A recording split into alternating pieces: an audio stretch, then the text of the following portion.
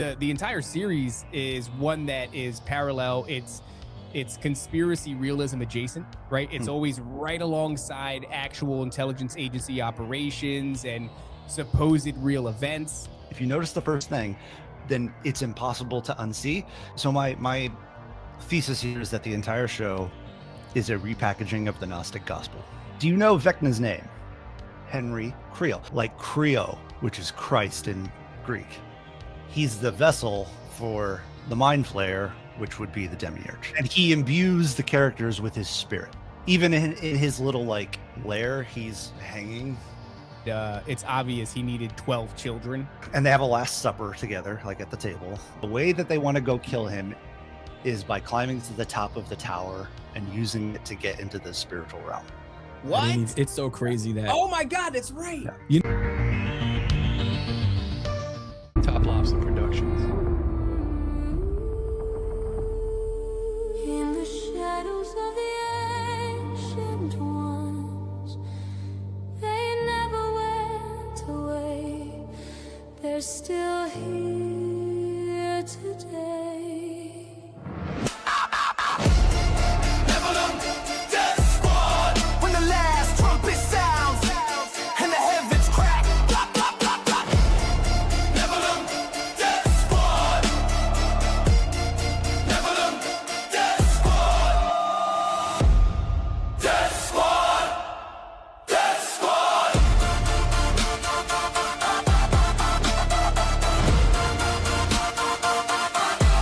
Death Squad. Welcome back, ladies and gentlemen, to another episode of Nephilim Death Squad. I am David Lee Corbo, a.k.a. The Raven. That is Top Lobster, a.k.a. Mr. Nasty. We are guamming at you live from the Standard Coffee Shop / NDS Studios / Casino / Fabrication Shop. That's right. Very soon. Very soon. Coming soon. We're going to come. Guys, before we get into today's guest, you might want to know where to support us. And that place is patreon.com / Nephilim Death Squad. The Christmas guys, Chainsaw Massacre. If you haven't watched this last episode, just skip to the very end there. Oh, it was There's fun. some gold. Yeah. Some gold and some chainsaws for you. Yep. Which I'm think not you'll going to like it. return. If you know, you know. If you don't know, you got to listen to that episode. I'm not returning the chainsaw. It's mine. We don't give back gifts in this household. Patreon.com / Nephilim Death Squad. A little discount code off of merchandise from toplobster.com awaits you over there. We have all kinds of designs. Also, first dibs on Bohemian Grove tickets are going to be only to the Patreon members, and that's going to be tentatively, subject to change, but March 6th through the 7th out here in Lady Lake, Florida. We're going to be the VIP day in the Standard Coffee Shop, and then the next day is going to be at a local venue. So look forward to that. Joining us today is Wes. Wes has come back because Stranger Things has been, I mean, obviously it's the big thing right now. The season 2 or season 5.5 wrap up just happened. They just ended it. And Wes immediately hit us up and said there's a lot of strange crap and Stranger Things as far as, the meaning of it all. And he wanted to come here and talk about it. But before we get into that, Wes, let's just remind the audience who you are, what you do, and then we'll get into the conversation. I am a documentarian. I had recently had a documentary come out with the Confessionals called The Meadow Project. We've got another one coming out next year that I was there for the shoot. Not sure they've announced what that one is yet, but it was a fun time. I will say it was this one's about a creature. So not less abstract and strange than the last one. Well, still strange, but less abstract. That is interesting. I don't know, Wes, you were watching. I was live earlier doing the Raven, and I brought up some footage that I thought was very exciting. It was supposed to be Bigfoot footage, and me and the audience were highly disappointed because the sounds that were being played on that video, it was simply a moose in the rut. This was a moose in mating season, bellowing in the forest, and we played a sound clip of a moose next to the video, and you could tell it was the exact same thing. But it is cool. I'm always fascinated with, I mean, you said creature, my mind goes to big cryptid. I mean, that's, I mean, my mind, we're talking about Tony here, so probably Dogman, but I hope we'll leave it open and be surprised with everybody. I'm excited. I'm excited that it's coming down the pipe. Mothman.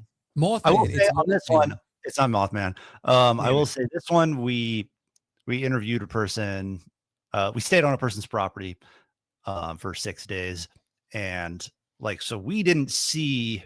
I mean, we saw some things that we still haven't been able to explain, but we didn't see what this particular creature. But we did discover some Scooby-Doo kind of really. Yeah, there's something going on in this town that has somebody is leveraging maybe the legend of a thing. Yes. And I don't know. I don't know if they're going to go down that road because a particular event happened. I'm sure that, well, no, I guess I mentioned it in the little season episode that they just did with Ed. But we had a run in with the police while we were there. Yes. And that was hilarious. That was hilarious. That was one of the funniest, most tense moments of my life. Because Joel called this cop Mighty Mouse to his face. And I was like, oh, he was like, listen, Mighty Mouse. And I was like, weird bigger energy right that's there. not a thing you want to, you don't want to, I mean, man, we're talking about treading on thin ice. You start saying crazy crap to the cops like that. Well, we had already backed them into a corner. So he knew comfortably that he had him. Yeah. Well, our producer is very intelligent, like a really smart guy. He's very successful. He knows he was prepped when we went in there. I didn't know this. I just was like, we're wandering in there, and I was like, oh crap, we're busted. And they're like, no, we got this. And I was like, okay. But there were some things said. I don't know if they're going to go down that narrative path. I brought it up, and I was like, dude, there's something illegal happening here. That's interesting. I mean, right. In the context of Scooby-Doo, it sucks when it's not a real person, but in the context of real life, to find out that anybody might be pulling some shenanigans and using maybe some local lore, a cryptid, perhaps. I like the idea of like that. Joel, Tony, and Wes standing behind this guy, and they pull his mask off. Yeah. Actually, it was the farmer. He's protecting his. I like that. It's always real estate, right? And this was a real estate thing okay, listen, we're gonna get. You're Wes gonna fired. give. Don't. He's giving away too much. Don't talk about it anymore. So all right, we're here to talk about Stranger Things, and I got to get a couple of things out of the way first. I have not finished the last episode and a half, which apparently is pretty substantial because the last episode is like 2 hours long. So I've not seen an entire feature film, basically worth of Stranger Things. Nice. The film, I mean, the entire series is one that is parallel. It's conspiracy realism adjacent, right? It's always right alongside actual intelligence agency operations and supposed real events. I mean, I remember the first season talking about MK Ultra. My wife showed me a TikTok the other day. I don't think this is true, but apparently in the background of the first season, they show an image of a woman that they think is Ghislaine Maxwell. And I looked at it, I said, I don't think that's actually her, but it does look pretty close. But that's the lore of Stranger Things, is that it's reality adjacent. It's right alongside the true things that have happened that have been obfuscated from the public. And I got to be honest, first season was fantastic. Second season was still really good. It's been a steady decline ever since. And I've gotten to this last season, dude. And these kids, they're now teenagers, adults. I don't know how old they are. They suck at acting. They've done a thing masterfully. Netflix does this thing with like Cobra Kai, where they create this nostalgic program that you want to watch, and it's fun and it's quirky, and it has this like tinge of something underneath it that you want to keep on digging for. After about season 2, they completely give up on trying, but I'm still in because I'm like, all right, just finish the story. That's the kind of guy I am. Finish the story. I was there. I was gonna finish the story, but we watched. Do you know how something has to be for you to go, I'm not going to finish this story? I mean, it's not crossed that line yet. But another thing that I did notice is something about these starry-eyed little children and this fascinating story, because it is a fascinating story. We're talking like the Montauk Project. It parallels a lot of our work. You're inducing states of disassociation through trauma. And that trauma, that disassociation is the key to unlocking a litany of like psychic abilities, portal openings, things of that nature, communication with the spiritual realm or the upside down, which I know I've seen what the upside down becomes. But these kids that had so much promise, they all grew up to be I mean, every single one of these kids Well, that's not fair. is the most awful looking kid I've ever seen in my life. The most attractive person in the film series or in the show is Winona Ryder. And then outside of that, these are all living, walking, horrifying. As I live and breathe. As I live and breathe, these are some of the ugliest individuals. And I just wanted to get that because I knew that that was going to be something we tapped on. I want to get that out of the way early. Is that something that we were going to talk about? I anticipated it because I felt in my heart of hearts that I was going to bring it up. Very kids. It's a self-fulfilling prophecy. This little girl, 11, has pumped her face full of so much filler that her face doesn't move anymore. It doesn't emote. Is that the problem? That's what's happening. Did you not notice that she bears striking resemblance to like Joan Rivers or a multitude of other cat-faced celebrity women, Hollywood elite? All of these kids, I can't even look at Dustin. He fills my heart with hatred. Okay, so he has a problem. He's got like a legitimate issue, right? Yeah, like, he's got a problem. He's giving me a problem. I got a problem looking at him. He is crazy. He's got something about like I don't know what it is, but like the structural mouth. Yeah, something about his jaw is not developed, right? That's like his thing. Mm-hmm. Yeah, he has some sort of like congenital disorder. David, yes, he's like actually. Well, don't put him on screen because I can't look at him. Well, I will say, out of all of them, Gaten Matarazzo, Dustin is the best actor of the kids. He is the best actor. Yeah, I'll give you that. He's the best actor. And this isn't a racial thing, but the black kid is the worst actor. He is the worst actor, in my opinion. Will Byers is the worst actor by far. Like, Will is the I disagree. I'd say the main character, the kid with the really long nose. Mike, yeah, Mike, this guy in the middle. But I think that again, off to the side is no, this one right in the middle, right there. I forget which one's Will and which one's Mike. You know what it is about Will? It's actually not that he's a bad actor. It's that I think he has the least charisma of all the actors. Yes. Like, you know, Keanu's not a great actor, but he's brimming with charisma. That's the same for Mike. Like, I don't think he's a great actor, but he has an energy, and Will's energy is like, this is my first time in a school play type energy. Yes. Well, so here's the thing. Because he's so soft spoken, and he's like his voice is tenor, but it's like very low frequency. So I can't listen to him when he talks. Everything about it upsets me. He's got a Dracula cadence. Likable. They're all very likable, but he's just not like, like an eye magnet. You know, he's not. Well, I would say I deviate from you tremendously on that point. None of these kids are likable. Well, no. Here's the thing, though. I think this adds to the conspiracy of whatever Stranger Things is. This show is developed on purpose, I think, for these guys to act poorly. Oh, a lot of these kids, they've had years now. It's been probably like a decade that they've been doing this show or something. Yeah, Mike was in Ghostbusters. You had time to develop and take classes, but and I think they did. I think they developed. I think they took classes, and I think they got better. But the point of this show is not to be better. It's not to have like good acting. Okay. And I think that contributes to like the message of the show overall, which like which is like this very intense message about MK Ultra. I mean, there's kids. See, I don't think that's the message personally. I think that's the dressing to give you a worse message. Ooh, that's interesting. I think it is a gateway drug for lost truthers. That's interesting.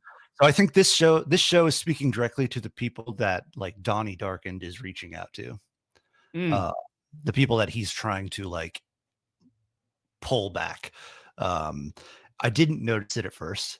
And then as I was watching this final season, something like a switch flipped in my head, and I was like, okay, I'm picking up on something, and I may be tripping, but I'm going to continue to watch because I am a completionist and want to see where this ends. And it just started like,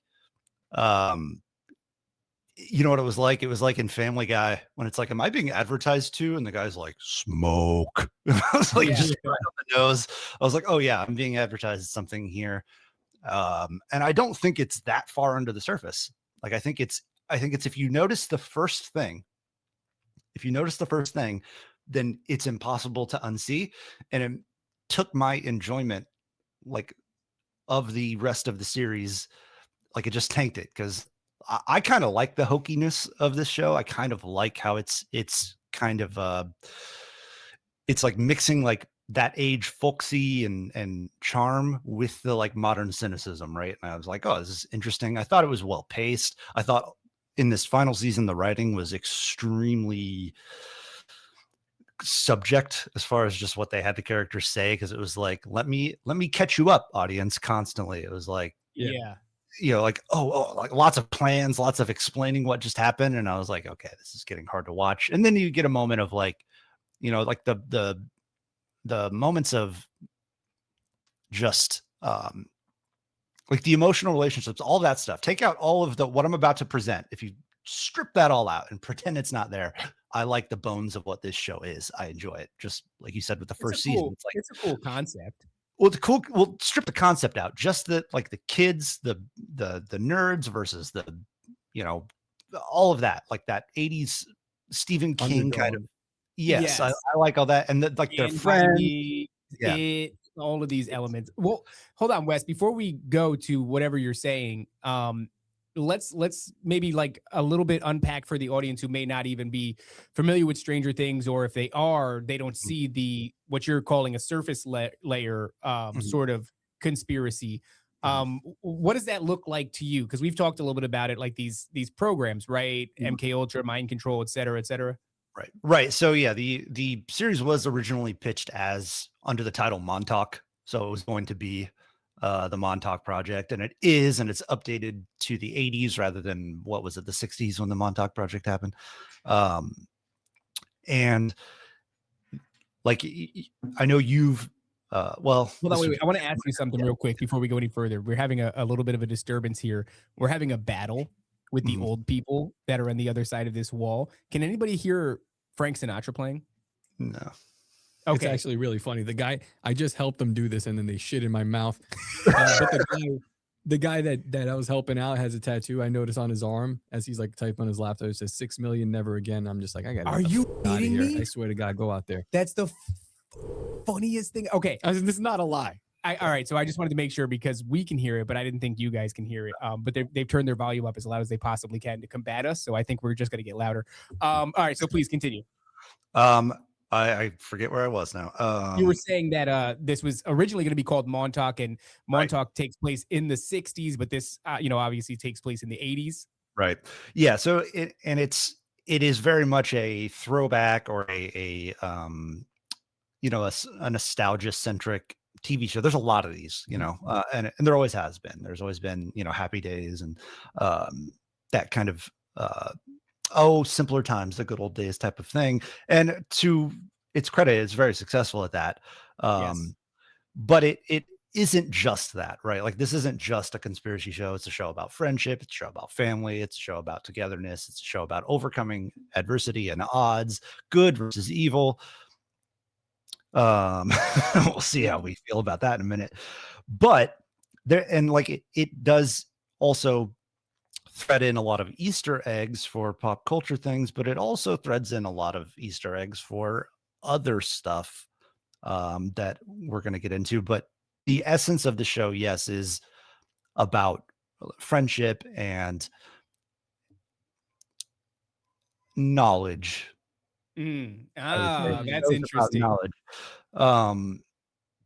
That first season, by the way, it really, like, they did it so well. They captured all those elements you just talked about, where it's like there's a conspiratorial element, knowledge, right? They're talking about MK Ultra and this and that, all these little Easter eggs for you. The aesthetic, the entire feeling, it really did immerse you in like this 80s nostalgia kind of a thing.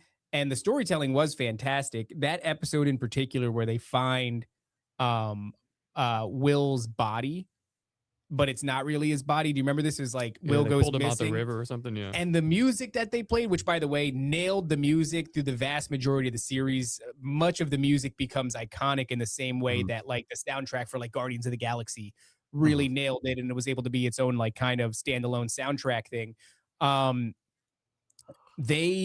they really did a great job. It was emotional. I found myself, even when I rewatched it, and it was like, that Will is not that body. It was like they did a great job of putting you in the mindset of a bunch of kids. One of your friend group goes missing, all of the emotion and the destabilization and the chaos of it, and then this closure of finding the body. It was heavy, man. They did an excellent job. I don't think I wish it could be remembered that way instead of the mess that it's turned into. Yeah, I agree. I don't know what to say. It's sort of, I lost you guys.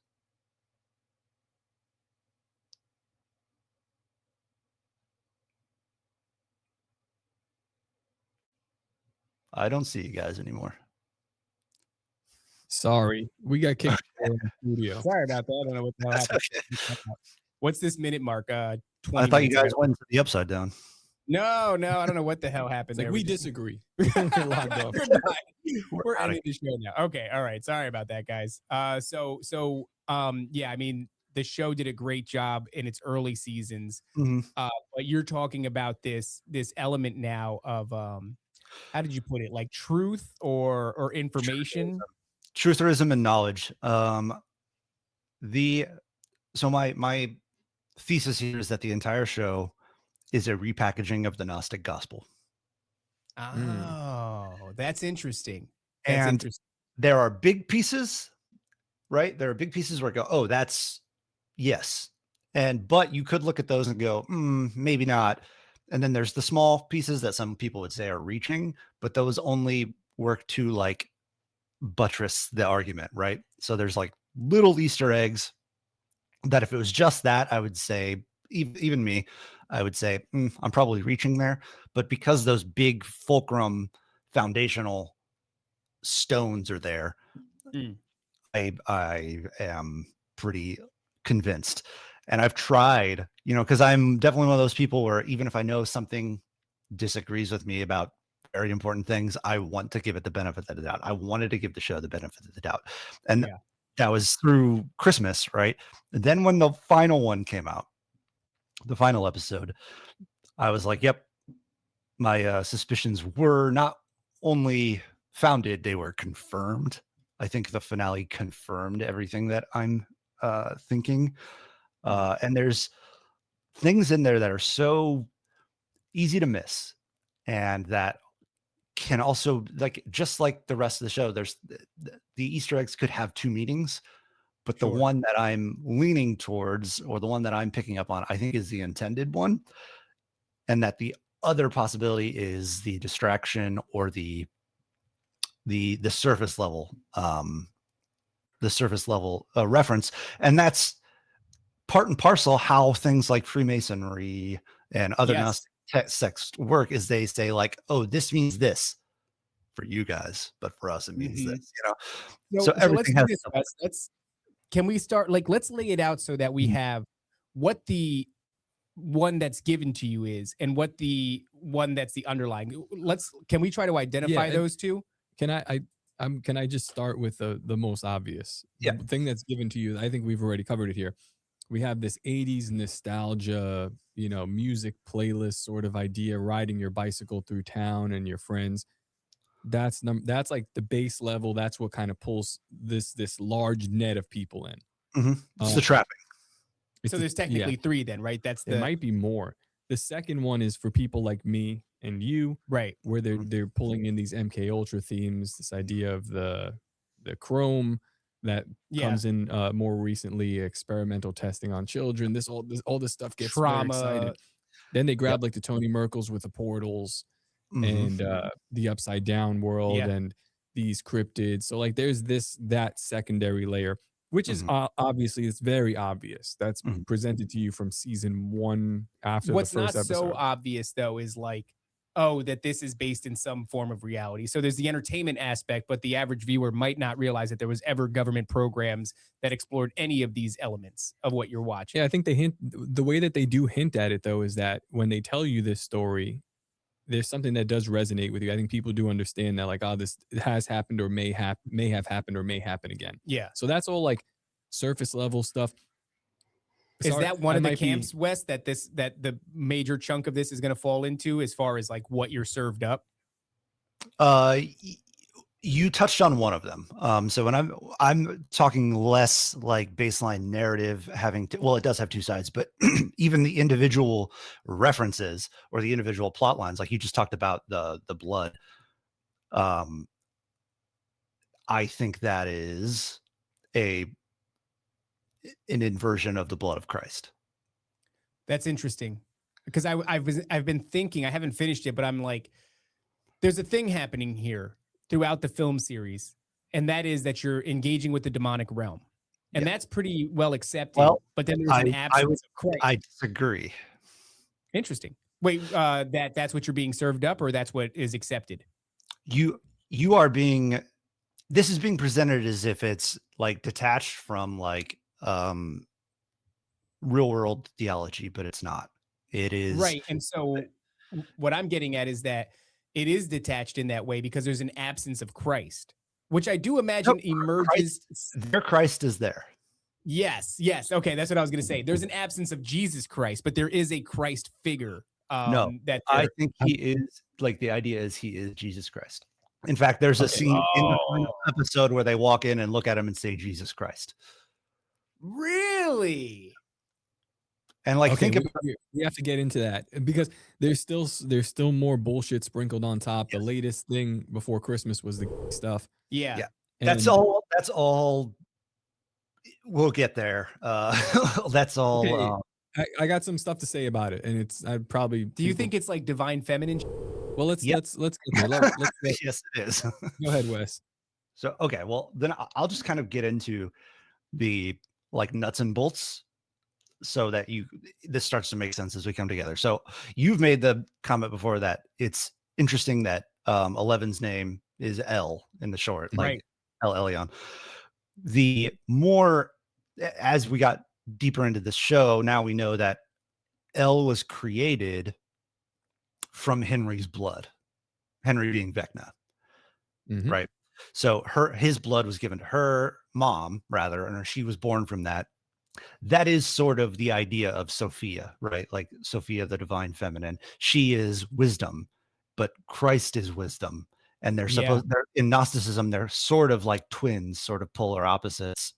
I don't know if you saw this, but I actually kind of made fun of this a little bit. I just called it Gnosticism brain because there was a big viral tweet recently where somebody was, basically laying all that out. Oh, Sophia is the counterpart to Christ, and this is the spirit that's going to come and basically save us, which is this, the audience knows, we talk about it all the time. We're in this era of the divine feminine. That is like the thing that's behind the veil of the big psyop that's happening. It's rolled into the non-human intelligence that's happening, the alien disclosure, the Galactic Federation of Light. All of this crap is centered around a Sophia, Ishtar worship, the divine feminine, the goddess, that is more or less kind of summoned into being. Jack Parsons' Babylon, the spirit Babylon. I think we laid that out with Stephen of Biblical Hitmen on this show. And so this plugs into that then. Yes.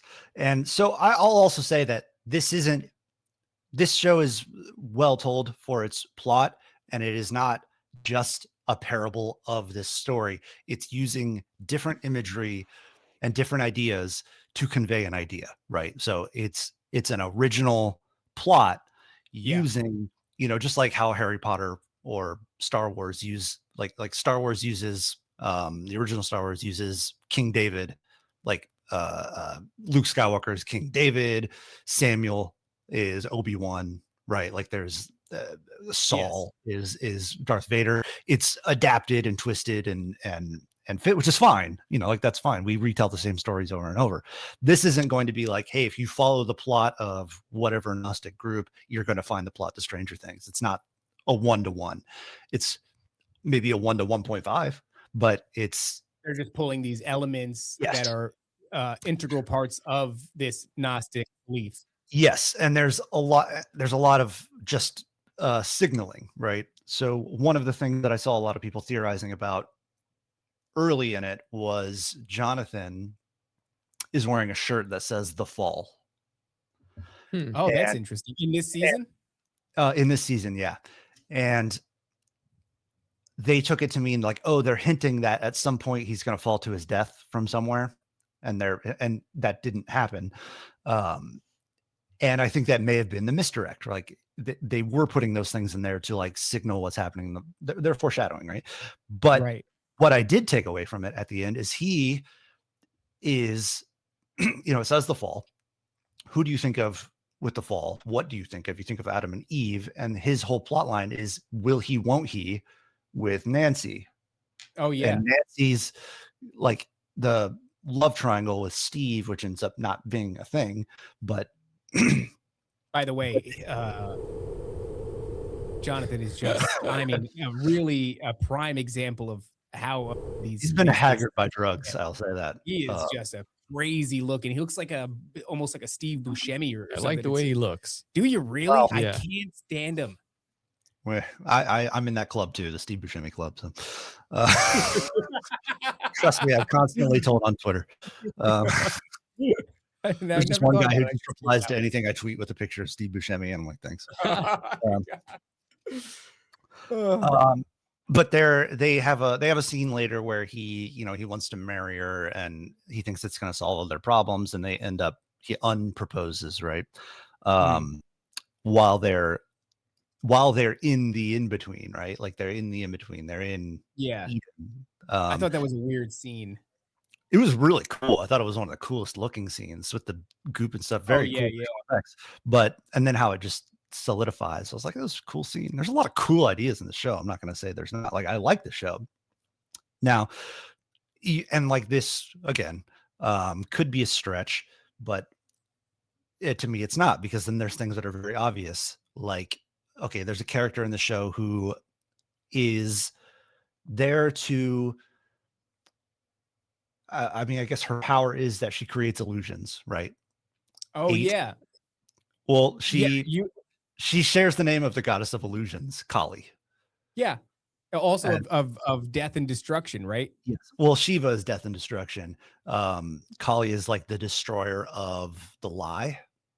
Like and like liberates you from basically the prison that the world is, right? So that's another divine feminine, because we find that this like goddess entity, I think it's all shares the same spirit, but it goes by so many different names throughout antiquity, and even into modern day, you're still getting all these different names. I'm sure there's a Pleiadian counterpart to it that you could find if you were studying the Galactic Federation. You would find that there's some divine feminine goddess, protector, creator, creature, or entity named some dumb, but it's the same. It's the same spirit. Yeah, and the names do. What am I gonna say here? The names are relevant. The big one for me, and I'll get right into this one because this was when I was like, oh no, like this one was hard for me to find, and this could be a stretch, but I don't think it is. Do you know Vecna's name? Henry, right? Yeah. Henry. Rollins. Last name? No, I don't Henry remember. Creel. Okay. Creel? Like krill? Creel. Like Creel. Like Creo, which is Christ in Greek. Is it really? Yeah. Really? Interesting. So Christ. It's Creo, but it's with the inflection, it's Creel. So you don't Creo, you Creo. So Henry Creel. Henry, also the middle name of Jesus. Not really, but when people say Jesus H. Christ, it's Henry. Yes, yeah. And that would be the demiurge character, right? The one who creates a false reality that imprisons. Well, no, he's the vessel for the mind flayer, which would be the demiurge. Okay, right. So it's part of, and he imbues the characters with his spirit. Right. Man. So he fills them he's got this Christ-like appearance to him as well. Like not Christ-like, but the way that we would portray him. Like even in his little like lair, he's hanging. Yeah. Like this, and that's when they say Jesus Christ, he's hanging up like this. And it's scarier. He's like his arms are lifted up by the like tendrils and stuff. But I was like, come on, guys. Like, it's like you're barely even trying to hide it. Already, we're painting a picture of this idea that you should fight the return of Christ. Yes. Well, That not you're in the just that. prison planet. And it's not just that. Well, I'll also say one other thing where I was like, okay, now you're not even trying, is when that little kid, Henry, he approaches a guy in a bunker underground, like a tomb, and he gets Yeah, shot through the hand, like the that's stigma. right. I remember that. And I was like, come on, because I was literally thinking in that moment, maybe I am misreading this. And then he gets shot through the hand. I was like, nope, I was right. Like, I was 100% right. Yannette And- here in the chat said it's obvious he needed 12 children, 12 12 children. disciples to impart his spirit into. Yes. Yep. And they have a Last Supper together, like at the table, like a Last Supper scene. And Yes, I don't know what that they're was. warning about is the merging of the worlds, the merging of heaven and earth. And this is one I know David's going to love. This is when I was like, nope, I was dead on. I will never doubt myself again. Is that the way that they want to go kill him is by climbing to the top of the tower and using it to get into the spiritual realm. What? I mean, it's so crazy that Oh my God, that's right. you know what I watched, because I watched it and I'm just like I watched it in a way like just ended. I was just so You know what caught I'm up in saying? the slop of Yeah. it all. yeah, you I know? was caught up in the slop of it all. Damn. We lost in the slop. We are lost in the We're slop. lost in the slop. Yeah. Oh my God. Yeah, they Yeah. built the Tower of Babel. And okay, so there's a lot of things here. It's like Whoa, dude. obviously 11, right? L, there's a divine feminine aspect to that. And then obviously Kali, number 8, divine feminine aspect to that.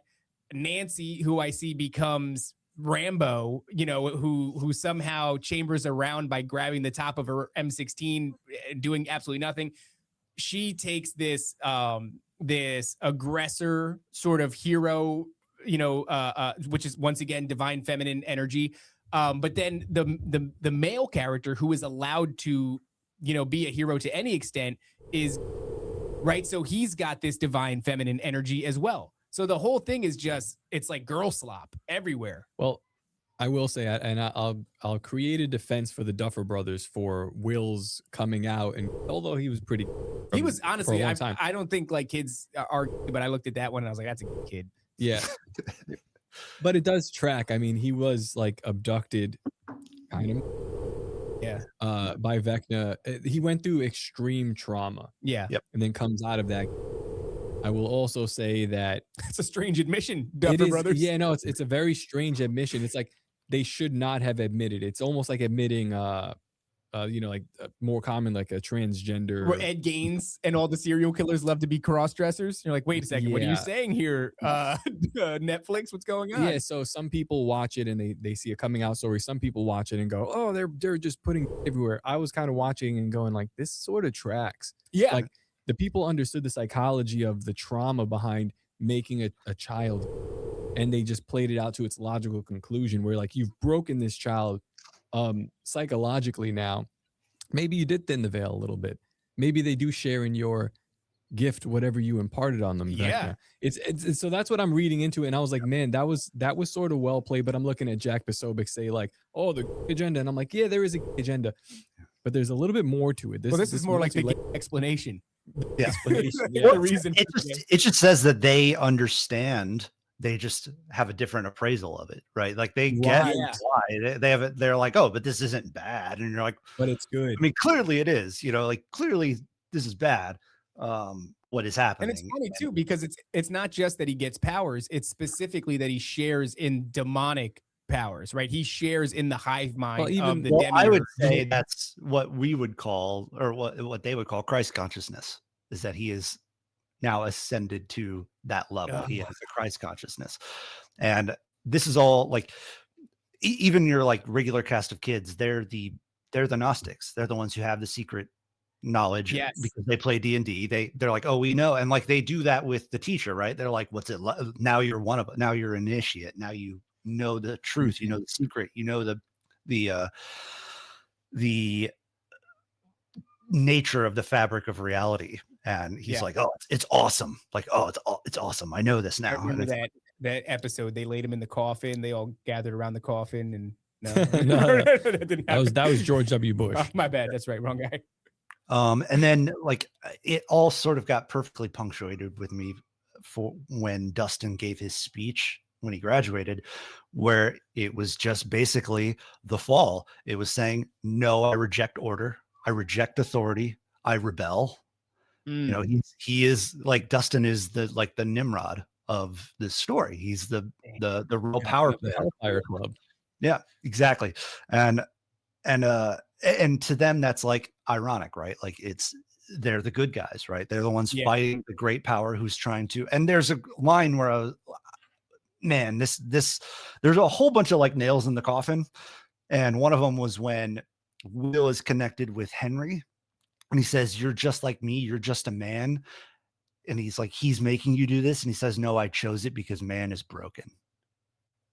I was like, that is like, they are saying like, yes, Jesus, what, like, because there's some Gnostics that are like, hey, Jesus came to fight the demiurge, but there are other ones who are like, no, Jesus is the vessel of the demiurge trying to, like, he thinks we're broken. He thinks we can't do this on our own. He's right. So, but they're turning that into the villain, and like that that disgusts me personally. But at the same time, here's why I said this is like a gateway drug or like puppy chow to truthers is because it, like us, all three of us, I would say, or I can confidently say, are Christians who believe that Jesus Christ died for our sins, rose from the dead so that we may live in eternity with him. And that he is like truth and love and good embodied. That's true. There's a lot of people in our space who are still agnostic on this. And what we share with them is not that ultimate, we don't share that ultimate truth. They aren't there yet. They're looking for truth. But what we do share with them is just an inherent lack of trust for authority, except for the divine authority. But if you don't trust the divine authority and know that the authority here is not it's a representation of the principalities, powers of the air and the world being separate from like true nature, I can understand, like, if I was not as rooted in my faith, you could convince me that Yahweh was the demiurge. Yeah, you just keep going with that thing that got you to the show in the first place, which is a healthy distrust for authority. And I think it's kind of a clever thing that the devil has pulled, where it's like the authority is obviously flawed. So like if you're anybody who is paying any attention whatsoever, you're within your own good senses to rebel against that. But that becomes this gift that keeps giving, and vindication is a slippery slope. If you continue on that road, then you will follow it to its logical conclusion instead of hitting the brakes at the divine, at the creator of the universe, at the God who made you and loved you or loves you. You could blow right past that. And especially when that that this is probably the huge warning that we get to lean not on our own understanding, because what eventually happens is when that healthy distrust for this obviously flawed leadership and narratives in the physical realm serves you well, not only does it vindicate you, eventually it starts bearing good fruit, not in the sense of just like knowing what's going on, but also like, let's say you're somebody like us who's sitting here and, I'm blessed enough to do this as my full-time job. I could find an audience elsewhere. I could find like a more conspiratorial audience who is not so concerned with God, and just keep going down this path. And maybe I do get to do this as a full-time job and it pays me and all this other crap. And now it's like your own wisdom and your own understanding is the thing that you're leaning on, that's carving your way for you. It's getting you accolades. Good luck hitting the brakes on that. I've watched so many homies, people who I enjoy and I love them.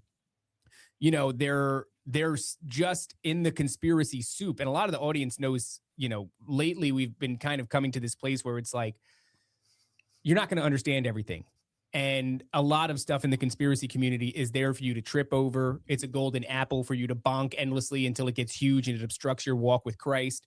And so in that way, there is a faith element where you have to give it to God and you have to lean on God and you have to just kind of give up on trying to understand everything.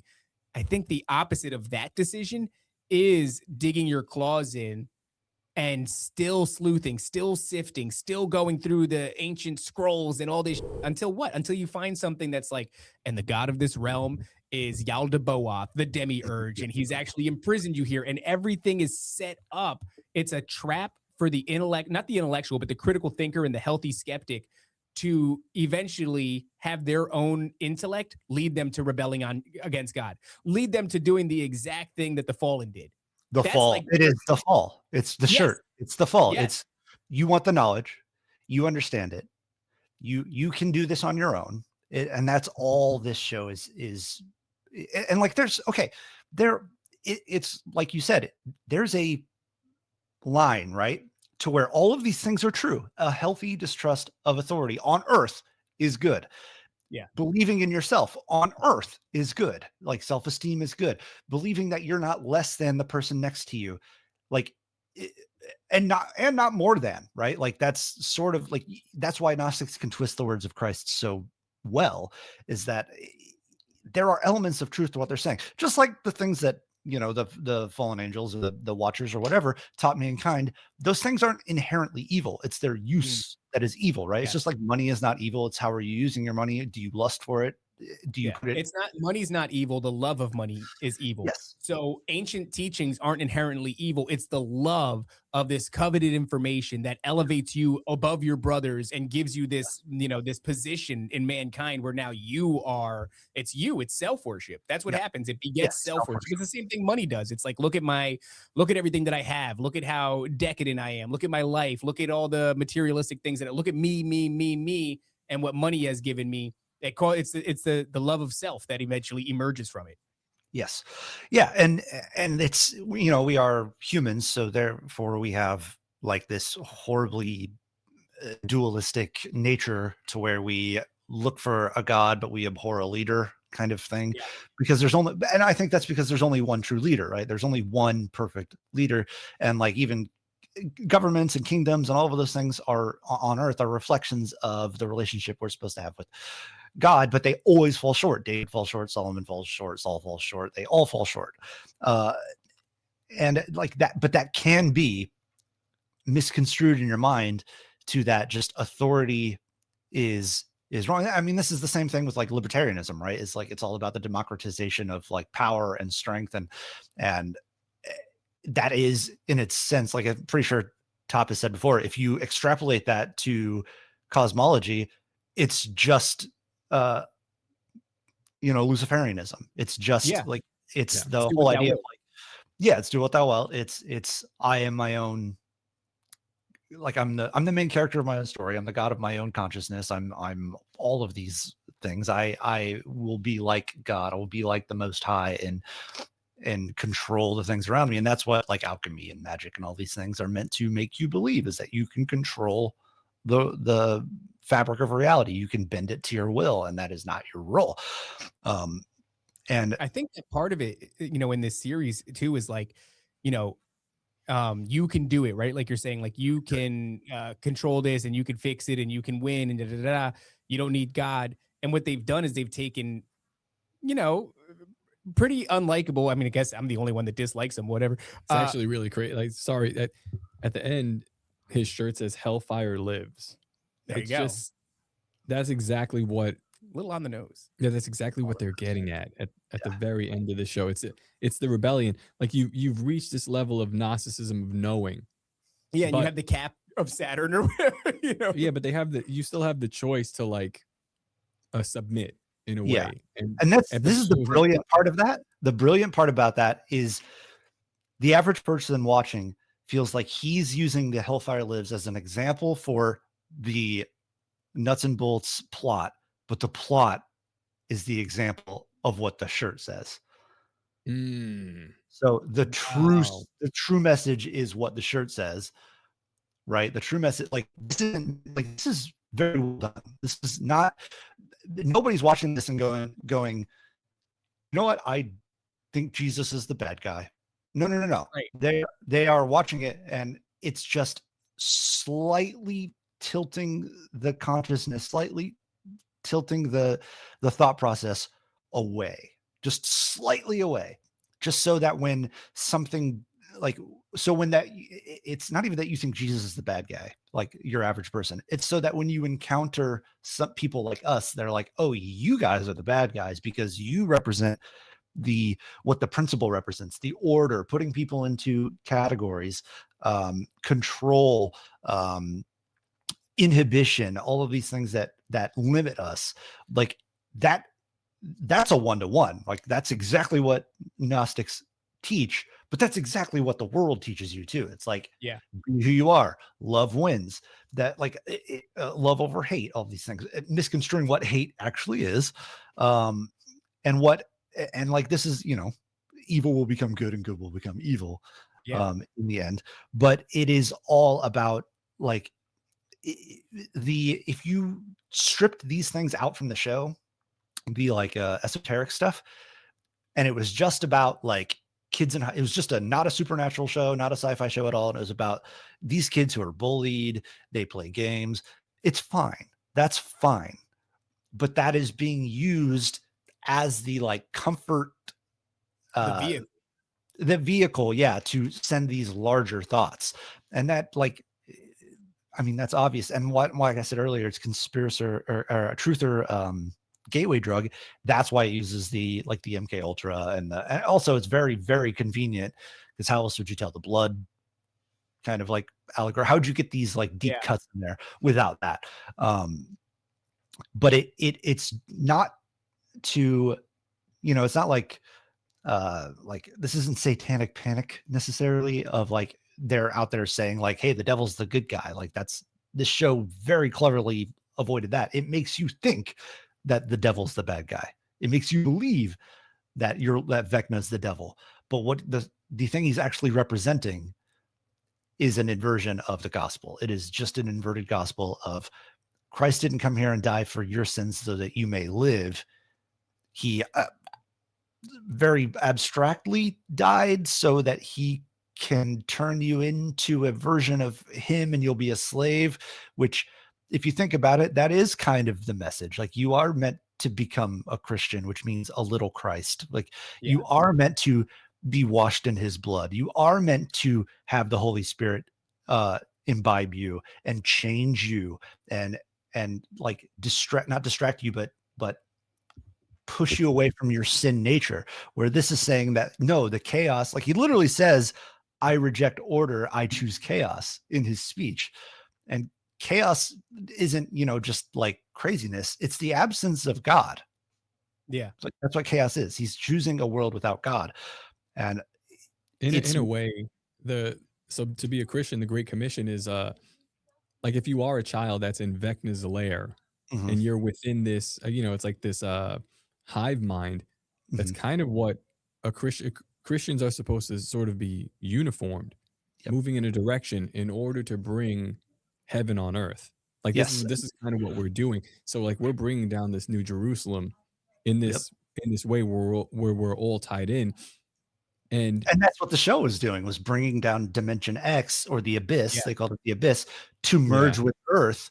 And they're like, no, but that's a bad thing. And in the context of the show, it is a bad thing. Like that, it's a hellscape. But it's not the Abyss. It's heaven. But this is a lie. This is the lie that we're going to be talking about with Timothy Alberino in a way. Oh yeah, about the deception, like the great deception, the alien deception specifically, and when that thing that is floating above and it's there and you finally do notice it. It is interesting, right? That it's like there, but there is a veil, but it's always there. And as it comes down, then we'll wage war on it. Yeah, this kind of reminds me a little bit of. Also, I have to point out that he has Demogorgons and they're basically angels. Yeah, I was just thinking like it would be interesting to do an AI version of like the Demogorgon, but he's an angelic creature and he's just trying to help the mom and she's running screaming through. That's hilarious. Through the kitchen. Yeah, he's like, wait, I'm just trying to tell you. Be not afraid. Be not afraid. They did a similar thing though with the Marvel films, because there is some element of Thanos that is, you could kind of call it like the rapture that happens when the snap goes off and the people just vanish and all this other stuff. And, Thanos he's kind of playing this God character, but portrayed in the most ungracious way. He is like this big evil tyrant. and the heroes, On a throne in stand the against sky, them. Yeah. So, and then of course, among those heroes is, a fallen angel like Thor. Yeah. So it's like there is this element over and over again. Stranger Things is just the newest rendition of that, but this is a story that's told over and over again where it's like, by their own power, by the way, you have a ragtag group that pulls it off by their own power. They're all severely flawed too, which I don't think is an accident. They do it in Stranger Things to the degree that you might, none of these characters escape relatability. They're all such schmucks, and they're all so broken, and they're also that they're not like these perfect people who are doing a thing that's, let's say the Avengers, for example. If they didn't humanize them to such a degree, meaning the character flaws of Iron Man or the character flaws of Thor or whatever, they would be unrelatable because they are super geniuses and superheroes and everything. So they need this relatable characteristic for you to kind of see some element of yourself in. With Stranger Things, they tore that all down. None of them have any kind of superpowers. They're all, They just have secret knowledge. They just have secret knowledge, which is a thing that is within the grasp of every human being. All that it takes is just research, right?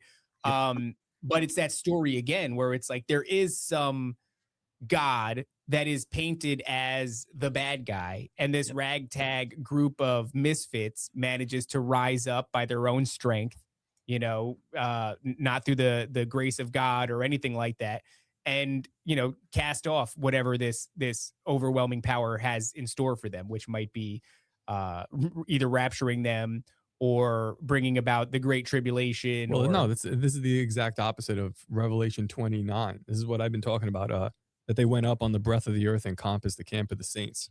So the camp of the saints would be that like Vecna's layer, and the breadth of the earth, in my opinion, what the Bible is talking about is New Jerusalem, which is like this thing that's above them. So these guys go up when they're ready to make war on it after Jesus's 1,000-year reign, and Satan is loose. They go up soon, right? Because we're yeah, in that, right? I mean, whatever. He's loosed right now, and they go up. Small season. They do war on the camp of the saints, and then God kills them. He just murks everybody with fire. But this show tells a different story. They go up, and they're victorious. Within the camp of the saints, I guess the 12 kids who are bringing it's so bizarre. Yeah, it's a complete inversion. Yep. Yeah, and there's even like this was like a little, like I said, there's a lot of like little buttresses, and one of them was when he takes his saints, when he takes his disciples, he puts them in his father's house with all the many rooms. Yeah, and I was like, whoa. Like he made a place for them. And it's all about like, hey, I want to save your families, but some of them just don't believe. Some of them just don't. They're not going to understand, and the monsters are coming for them. That like it is very like patronizing and to like the evangelical crowd. It's very like belittling of like, look how dumb you are. You think that like this guy is the good guy. Like it's right in your face. And here's the thing. I don't know if the Duffer Brothers know it. I'm not convinced they do. I don't think they do. Like, I'm sure that they're familiar with Gnosticism. They're clearly familiar with like Stephen King, who's very familiar with Gnosticism. But I don't know. There's a lot of, in our space, there's a lot of like, oh, the elites did this on purpose. I don't think half of them know. When they make these movies, they don't know. They just had an idea come to them and they're like, whoa, this is a really cool idea. Now, wherever that idea came from, that entity knows. Just, there's a nickel for every creative idea came from somewhere. You think about the writing room as well. Like you have the idea initially. Oracles together. Well, it's not even oracles, but like this is how it goes. Like when we're doing Tower Gang was just a writing room. And you go in, you have this initial idea of racism, whatever it may be. And then everybody's bouncing off each other. But Jose's on mushrooms and Clint is, and I'm Cole's high drunk and Cole's drunk and Toad's. And it's like, so now we're like, we're like channeling all this stuff. And we're just, and whatever's added into this now is like, these are not even our ideas. Correct. It's turned into something. The initial premise wasn't even our idea, but it was handed to us. And then they're like, now we're going to spin the web. And that's what I think. That's what happens on these shows a lot, because there's no way they entered season 1 saying we're going to tell that story. Oh yeah.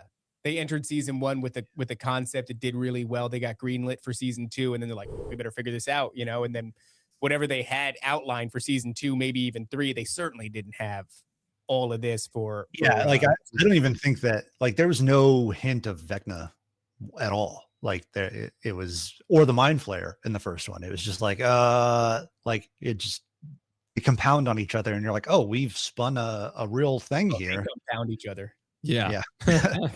Sorry. But it is very like, to me, it's very obvious that they did not have this forethought in season 1.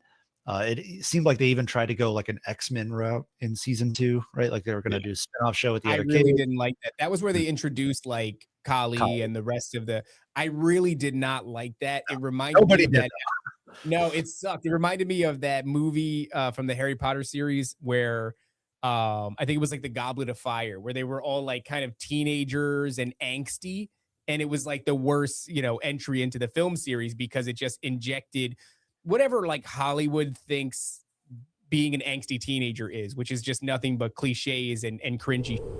But what is interesting to me is, given all these Gnostic elements, before you go ahead, enter that, again, just like another correlation to Jesus, which may or may not fit, but what's his name? Vecna or Henry. He is tempted by this thing in the desert.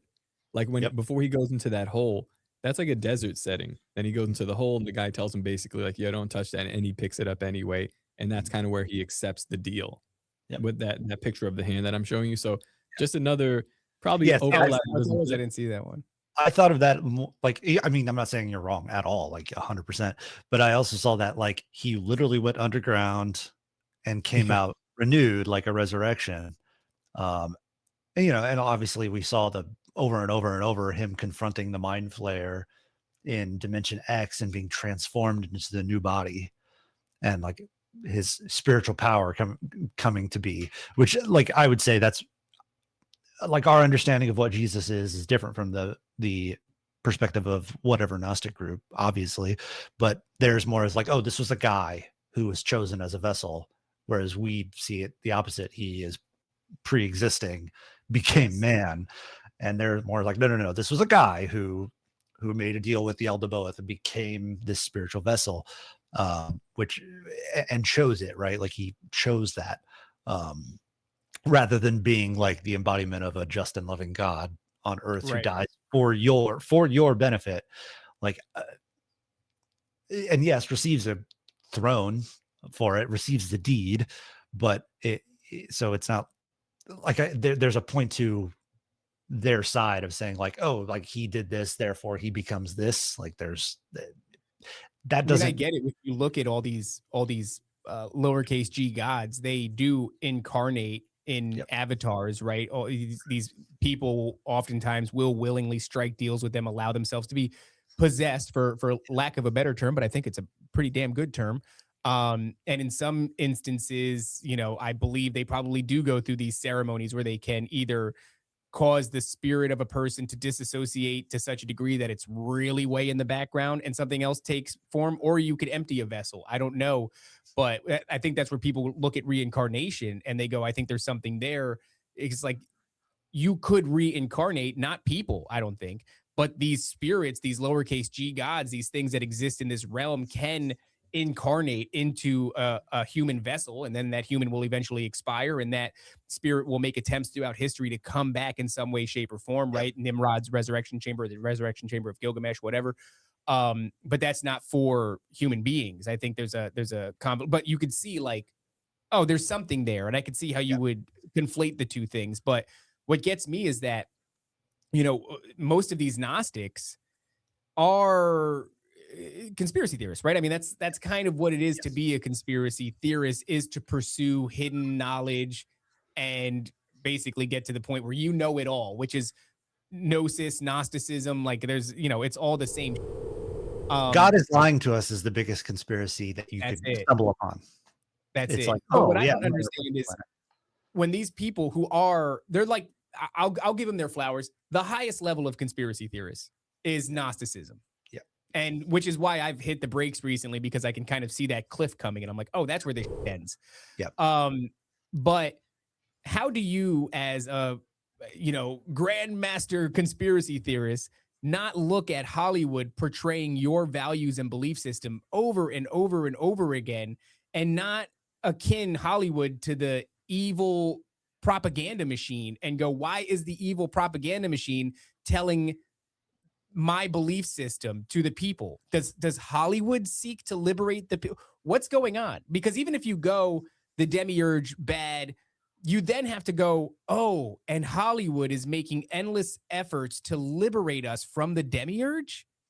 Like, what are you talking about? It is the propaganda system. It is the thing that lies, that gives you your poisonous ideology, that corrodes and corrupts society. It is at the basis of every seed that is an idea that blooms into something terrible that we then later on have to face down the line. But they're trying to liberate us from the Gnostics, what's happening there? There's a synapsis that's not firing off. There's a connection that's not being made.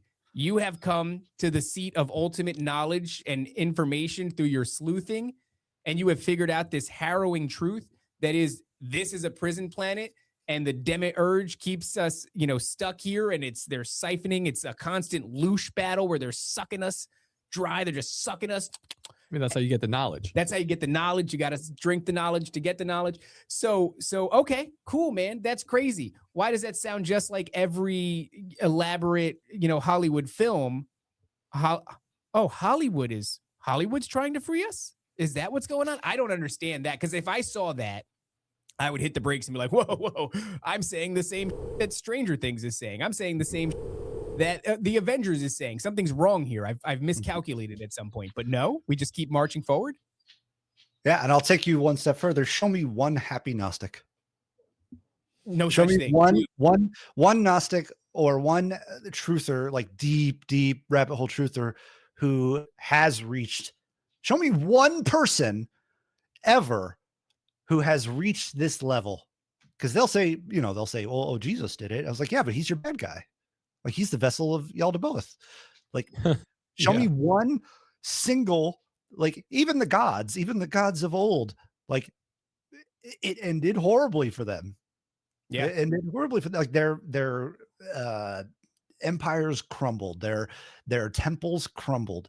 They're in Tartarus. They're in the prison planet, or they're in the prison within the planet as well. Like, but boots on the ground. Let's say you don't believe in that. Show me one person who is do what thou wilting into a better place. Like, I don't see it. I don't see it anywhere. But you know what I do see? I do see, and I'm not speaking for like the church as a whole, but true believers, true people that are imbibed by the Holy Spirit. I see peace. I see no longer being a slave to their sin nature, their worst impulses. It's not that they don't struggle with it, and we're told we're going to struggle with it. We're not Jesus. So of course, but I see truth there. Like, I see it had, and not only that, had Jesus not come back and died for us, had that not happened, I still would give my allegiance to God for being the creator of everything. I would still be like, hey, you're the man in charge. You get to set the rules. Like, you are the boss. Everything here is just an imitation or a perversion. And like, that's what human history, like, you can look at human history as a truther and say like, oh, it's because bad people are in control. That's the way the world's bad. But we've changed the hands of control so many times, different people, different thought processes, different levels of enlightenment or whatever. It's always the same. The only change I see throughout history was after the incarnation of Christ. That's when the world got slightly better. Gnostics are perpetually miserable. I mean, it's a fascinating thing. You walk outside, they want you to be miserable with them. They want you to be miserable with them, because where I live in Florida, you walk out, it's beautiful. The birds are chirping. The air smells wonderful. I'm playing, ball with my son and hugging my wife and just and I go, this really is prison. This really is prison. I'm having this, these connections with the Holy Spirit, and God is revealing things to me, and he's giving me this spirit of peace and of sound mind. You just go, this really is a prison. Yeah. This is a horrible prison. Show me a Gnostic. Go ahead. I was going to say, show me a Gnostic who isn't tragically betrayed by physiognomy. I can't find one. Every Gnostic I've ever seen is a horrifying looking person too. It's just like, none of them are. Look at Ammon Hillman. Like, Like he looks, and I'm not his looks, not like what his appearance, his energy, his presentation, and how he. I can't listen to Wes Huff. I can't do it. It's like, it's like, okay, so if you look at and this is something that I'm probably, I'm obviously guilty of, because as a conspiracy theorist, it's all about pursuing knowledge that isn't readily available for the masses. But you know who else gets like secret knowledge that's not for the masses? Schizophrenics. Happens constantly. These things are whispering unknowable, concepts and twisted things to people. This guy he's got like the downward, what do you call that, where you see like the whites of the under eye? The seppuku eyes. Jeez, man. That guy looks like he's drinking the blood of children. That's a horrifying visage. Yeah, I don't know. It just seems like you judge a thing by the fruits that it bears. And I don't see Gnostics walking around with this like real peace in their heart and this like love of life or anything like that. No. I wonder. So this element that we've painted here was really twofold. I would say like the two major takeaways. Number one is this rebellion against a God character. So you invert the God character, you make him the big baddie. But the other thing is the spirit of the Savior is inherently feminine. Mm-hmm. And right now we are. You could also say that that's like, I think that spirit of this, well, not necessarily the Savior, but the spirit of the malevolent entity that they're painting is a star seed. This thing that I don't know what this is, but this is that. Yeah, can you explain this to me? Because I've not seen this. So Henry picks this up out of this guy's suitcase. He tells him not to. This is after the guy shoots Henry in the hand. That's why he's bleeding. He picks this up, and Vecna, or whatever this entity is, then goes into him. He picks it up with his shot hand. Mm-hmm. Yeah. Why is he? Well, it's because it's a blood oath.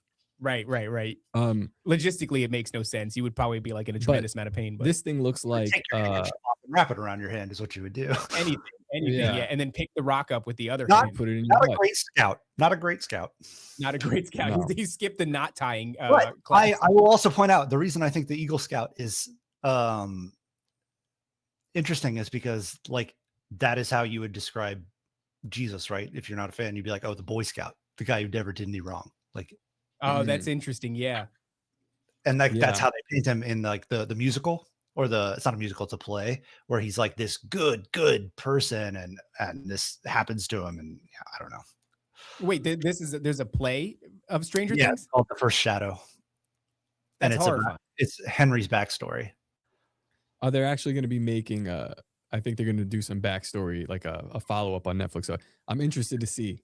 Because, like Henry's backstory? Yeah, but I think that we'll find out that little rock that he picks up there is some sort of something from space. Suppository. They're gonna go to outer space, like Venom sort of thing. And I just find that very interesting, because now you draw in these ideas of star seeds. You also draw in the idea of not just interdimensional, but like extraterrestrial influence on what they're claiming to be the devil, which I guess it can go both ways. But I just wanted to bring that up before I forgot. Well, I mean, all of that does fit in really well, because the elements that are being used to cause that inversion of God, and then that feminine savior energy, savior spirit, it is like a tremendous amount of it is this kind of alien deception thing. I was watching earlier, well, when I was doing the show, I bought up this I don't know if you've seen this, Wes, but this orb that's going hyper viral right now, and it's Chris Bledsoe, which his son, is it, you said? Nick Bledsoe, or what the hell is the dude's name? Fat Bledsoe. You all right? He's okay? That hurt, man. I just shot like spit into my sinuses. Fat Bledsoe. He big Fat Bledsoe. he came out and he goes, the lady is in control. And I'm paraphrasing, but it was like, we talked about this on the episode of Neph to America, that the lady is going to is that Chris? Yeah. All right, he's a funny looking guy. This is the orb. Yeah, we'll talk about the orb in a second, but yeah, so his son goes, the lady is in control. More or less what he's saying is there's a divine feminine goddess character that's in control, that's going to save us and liberate us from all the the evil control mechanisms that we're subjected to. And I've been talking about it endlessly, probably since the show's inception. That's the exact same that not only QAnon does, which I'm telling you, I'm still fatso. Yannette said fatso. Very funny, Yannette. I think that there was some element where this Galactic Federation of Light clicks into this QAnon, and one of the conjoining materials, mark my word, it's not really out there yet. I'm thinking things are going to emerge and we're going to start to see more elements. I think this chick plays a role in it.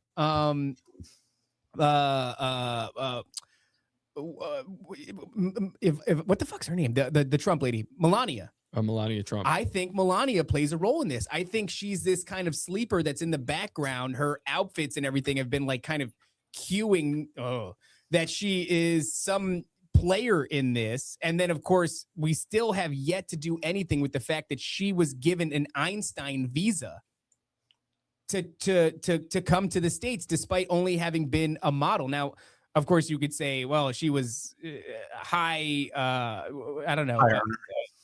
Not just a high earner, but like she was wrapped up with enough people that they just gave her that. They could have given her anything, though, to just get her over here. Well, the Einstein visa is specifically for people with like extremely high IQs. Genius level IQ. I know she's multilingual, but I don't know much else about her. So there's a genius level IQ character who's dressing like V for Vendetta in the background, syncing up her outfits with Jackie Kennedy's outfits, all this weird that she's communicating through her outfits. And she's just standing behind Trump. Oh yeah. And then they made Jesus look like her. Like, I just think that's the weirdest thing in the world, dude. Like, if you look from the nose up, that's a painting at Mar-a-Lago that they did on New Year's. And it has the eyes of Ivanka Trump. I mean, yeah, whatever the hell this lady's name. It has the whole appearance of Ivanka Trump, but it's supposed to be Jesus. Just very bizarre. But that's an aside. I'm just putting that out there because I'd like to be in my search for Gnostic truths. I'd like to be remembered as the guy who said that she's going to play a role in all this. But I do think the QAnon thing and the Galactic Federation of Light thing, which is what, somebody else is in control. Somebody else is coming to save you. And in particular with the Galactic Federation of Light and all this Pleiadian, it is specifically feminine.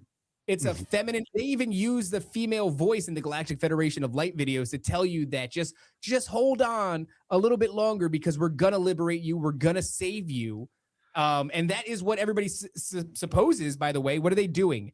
These UFOs, when they show up, they're stopping nuclear war. They're giving us prophetic warnings about, destroying our own planet and that we need to ascend and all this crap. But we're being oppressed or suppressed by these evil satanic forces. So, clearly they have their good in mind. Like, all of this crap is pointing to this divine feminine, that by the way, we've been subjected to the vast majority of subliminal messaging and symbols that we're subjected to, whether it's at the Super Bowl or anything, is divine feminine. And you've pointed out several times over the course of this entire show you guys have been doing, and it's the same question, and I think it's one of the most important questions, is why? Because you just brought up the idea of them stopping nuclear war and saving us from ourselves. Yeah. But and they're like, oh well, so the takeaway for a lot of people is that, like, okay, clearly some of them are good and some of them are bad. And I don't get why the critical thinking stops and says, wait a second, maybe they're lying to us. I don't get, like you said about David Icke, it's like, because they did something that in the moment feels good does not mean they are good. I don't because okay, let's say, little Raven, you're 11 years old and a guy pulls up with a van. He says, hey, I've got candy in here. He doesn't say, hey, I'm going to touch you inappropriately. Get in here. Hey, I'm going to be good. Yeah, he doesn't say that. He says, like, hey, we're going to go to Discovery Zone. We're going to go to Showbiz Pizza or whatever, like, I'm your dad's friend or whatever, like, they lie to you to get you to them. And like, well, the thing that I see what's happening here. We want to sigh a breath of relief when we first permeate the big lie. The big lie is set up for us, and that's pretty obvious. It's just called the official narrative. Yeah. The official narrative is whatever it is. And we live in a materialistic paradigm. If you have an experience where you break through that veil, that wall, and let's say you experience firsthand, like I believe David Icke did, some sort of spiritual entity, you're really not stopping to think about breaking through another layer of lies. You're just blown away that this thing that you were told was not real is in fact real. Hey, you got it. And now you're special, which makes it even worse and even harder to navigate this. And it's going to impart upon you the coveted information that was always right out of your grasp on the other side of this veil that you broke through. So you worked your ass off. You got through the veil. They gave you a big high five, gave you a medal, told you were special, gave you the information. Done. Who wants to go past that? Who wants to go like, am I really special? Is this metal even made of precious metals? And is this thing lying to me? Nobody wants to do that. And then, of course, there's the even harder point of like, how do you begin that? It's one thing to tear apart the Mockingbird media. It's another thing to, look through Freedom of Information Act documents that were finally released. The only thing that you have to deal with these spirits is to test them in the name of Jesus Christ. But if you're not a Christian and you think that Jesus was part of that old paradigm that you just busted through, you ain't got to deal with these entities. What's that? Ascended Pleiadian Atlantean master. I'm special and you have coveted information for me. Even if you have an inclination that this thing is lying to you, how the hell do you go about discerning that?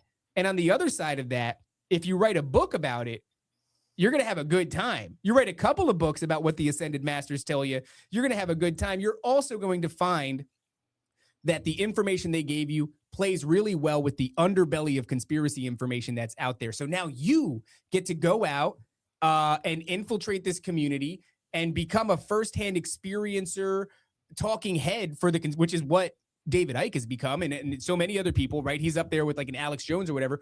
You're an authority on an intangible topic that everyone is seeking. Or you can ask the Pleiadians if they're lying. Yep.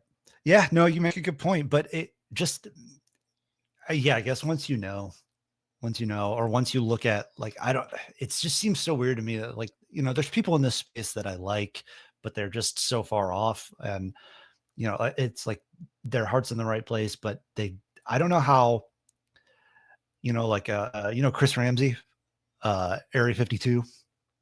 I know like I know the S2 thing with Bob Lazar. I don't think I know Chris Ramsey.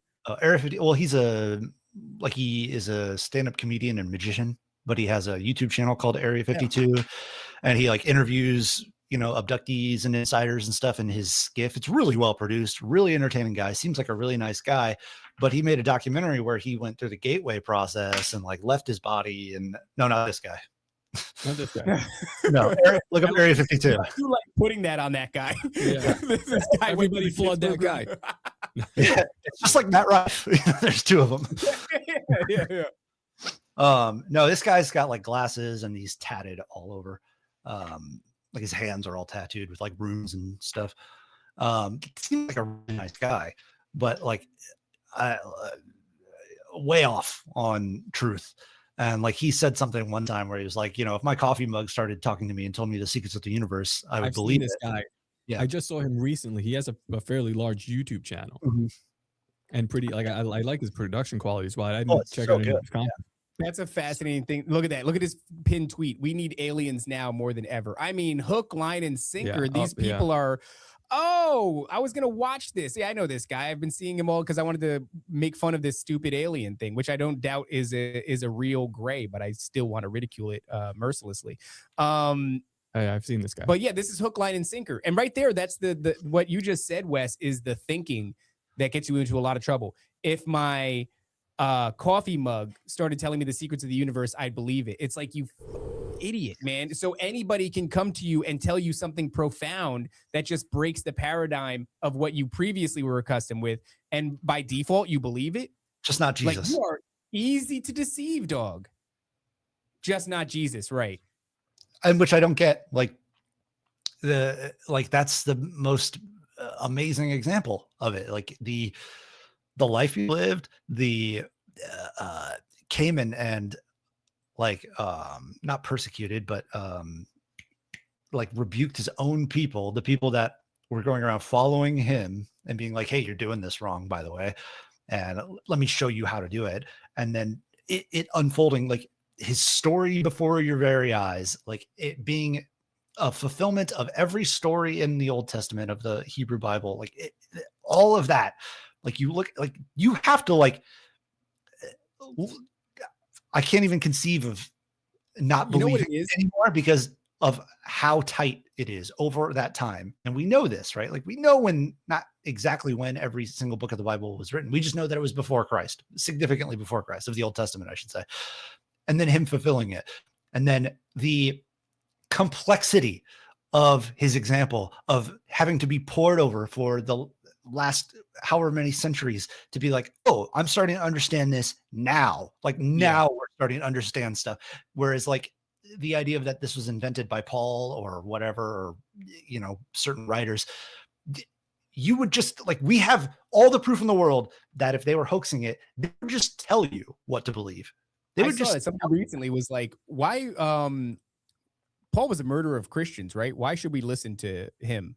And it's just like, man, there's just like, I can see it in overtime right now. There's a big effort. I don't know if it's if I'm biased because I'm in this kind of information and I'm in this walk with Christ, and so these things come across my algorithm, or if it really is like some peek into the hive mind of humanity on social media, and there's a wave that's pushing not only people towards Christ, but also there's a opposition to that, where it's like all of this question. And I do find it kind of, maybe romantic's not the word. Maybe it is ironic if I knew the meaning of that word, but I'm kind of in the Alanis Morissette camp of not knowing what that word means. Somebody clip that. So it is, maybe it's not. I find it ironic, despite the meaning of the word, that we search for coveted hidden information and that the truth is unbelievably accessible. Unbelievably accessible. There is no bar for entry except for reading, maybe. But even in 2025, you have it on audiobook, you know, whatever. I would say irony was the right word. Yeah. There you go. So there is zero bar for entry where Odin or whatever loses an eye for coveted wisdom. You know, us simple human beings have access to the truth. In fact, it's in every, and you know, maybe the building's a little bit messed up. Maybe the pastor's a little bit messed up. Maybe the congregation is a little bit messed up, but you can walk in, physically put your hand on a thing and look at it and study it, and no one will stop you. And that's the truth right there. It's in there. If you just mull over it and you pursue God and you ask the Holy Spirit to give you guidance and to help you understand, and you know, you wrestle with these scriptures and you actually put it on your heart to understand God and understand the world that we're in, these things are revealed to you. There's so much you can know. And over time, on God's time, these things will become imparted on you and you'll have a deeper understanding. And that's a lot of the relationship with God too, is I realize now God will reach out and help you understand him, because we are, you know, so there are things that just are a little bit hard to, and it's like, just give it some time and really mean in your heart that you want to know this thing. Zero bar for entry, dog. Zero bar for entry. Or well, I would disagree slightly. The bar is extremely high, actually, for entry. It is the thing that is most valuable to us. And like you guys made it, I listened to your year in review, and top, no, I liked it. I did not like not being on the top guest list. No, I'm just joking. Why is he not on the? He should be in the intro. You should be in the intro. No, I was joking. Marzinski should too, though. Marzinski's not in the intro? No, I suck. That's all right. There's only so much labor. I'm totally joking about that. I just want to. No. Now you guys, or Top said something that actually does explain this. Like I just said, I don't understand. I do 100% understand, because the hardest thing that you have to do, the single thing that you have to do, is accept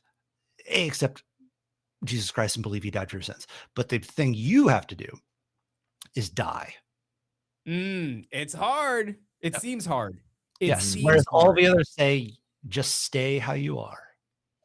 Yep. Just stay how you are. Don't change your worst things. Just become more like that. Like they want you Yeah. to ascend, which is become more like yourself. Be more yourself. Be more in your sin nature.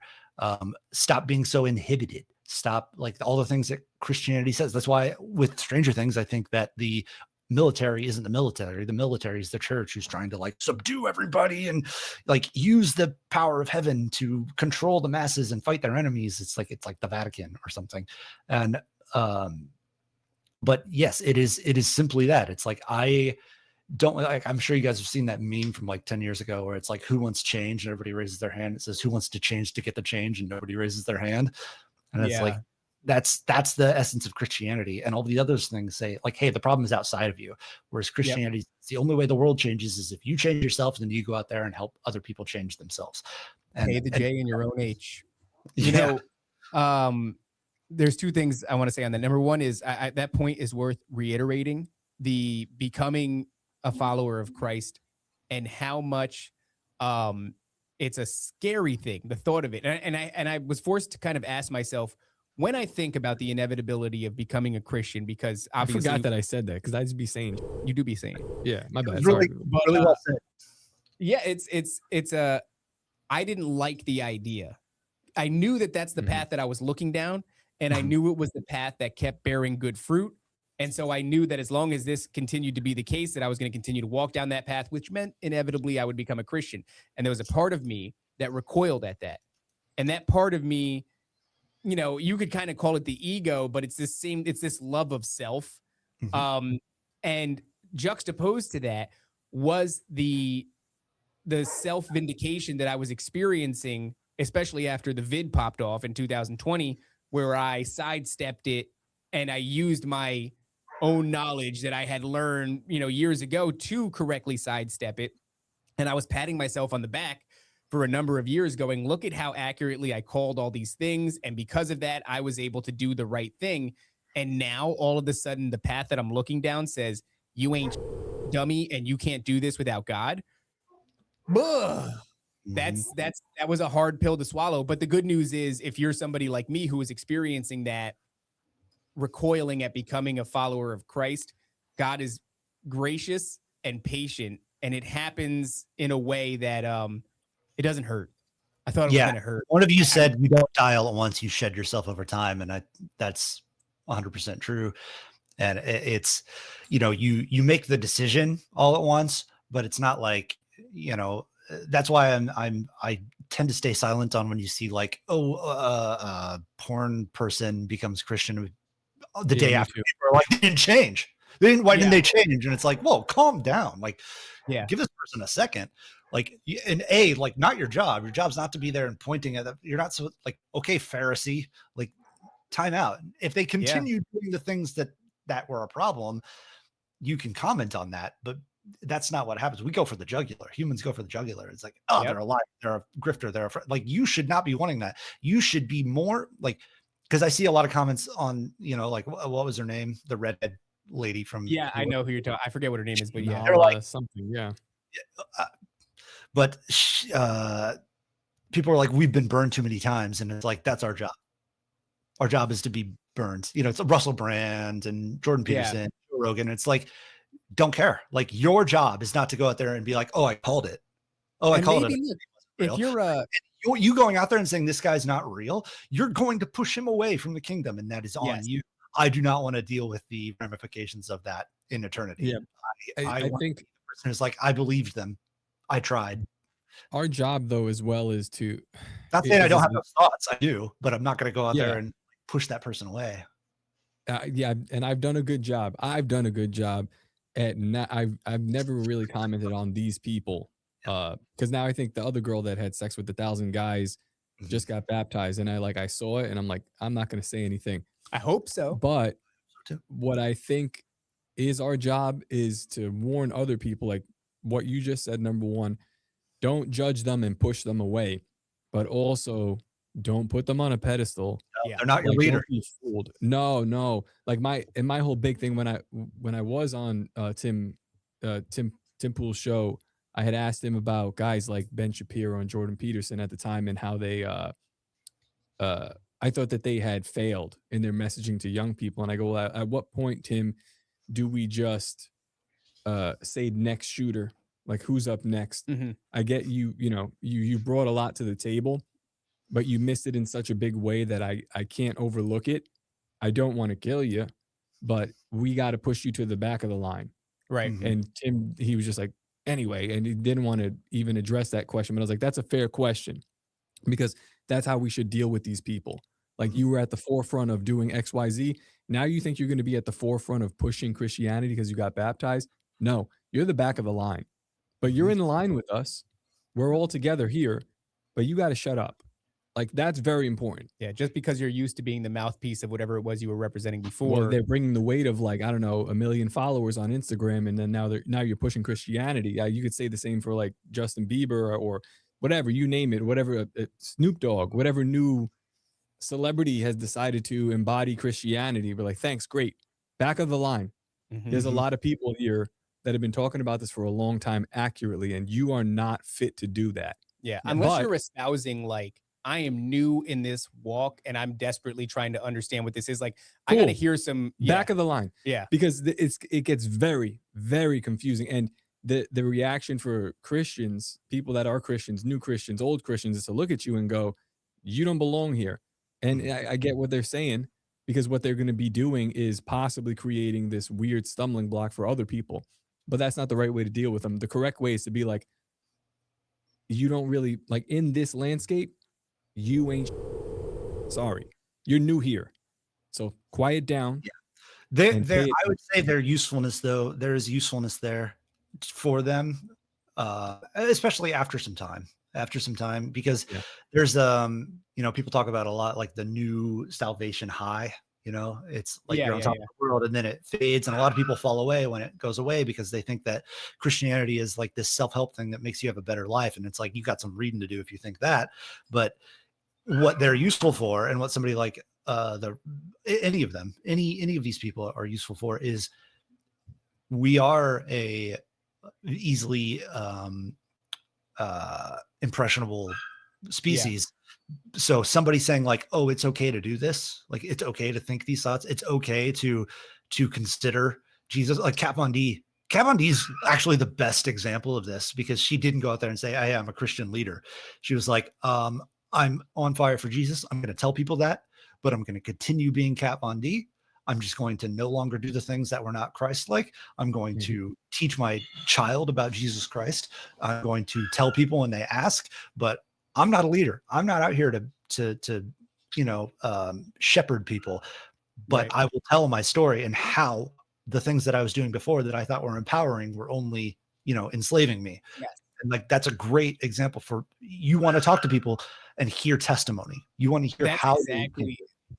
I was just doing a show and I was talking about this conversation I was having with my wife, and she was with who? With my wife. Oh, very cool.